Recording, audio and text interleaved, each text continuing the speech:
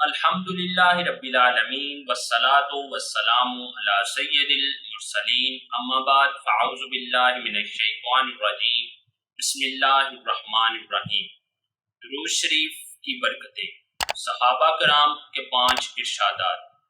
فرمان سیدنا صدیق اکبر رضی اللہ تعالی عنہ ہے کہ نبی کریم رؤوف رحیم صلی اللہ علیہ وآلہ وسلم پر درود پاک پڑھنا گناہوں کو اس قدر جلد مٹاتا ہے کہ پانی بھی آگ کو اتنی جلد نہیں بجھاتا، اور نبی کریم صلی اللہ علیہ وآلہ وسلم پر سلام بھیجنا گردنے یعنی غلاموں کو آزاد کرنے سے افضل ہے۔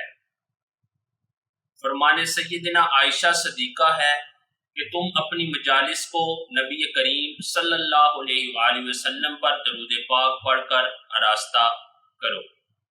فرمان سیدنا فاروق اعظم رضی اللہ تعالی عنہ کہ بے شک دعا زمین و آسمان کے درمیان ٹھہری رہتی ہے اور اس سے کوئی چیز اوپر کی طرف نہیں جاتی جب تک تم اپنے نبی اکرم صلی اللہ علیہ وآلہ وسلم پر درود پاک نہ پڑھ لو۔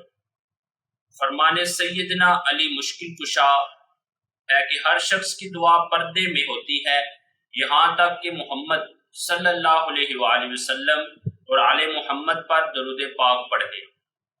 فرمان سیدنا عبداللہ ابن عمرو بن عاص رضی اللہ تعالی عنہ ہے کہ جو نبی کریم رؤوف رحیم صلی اللہ علیہ وآلہ وسلم پر ایک بار درود پاک پڑھے اس پر اللہ کریم اور اس کے فرشتے 70 مرتبہ رحمت بھیجیں گے۔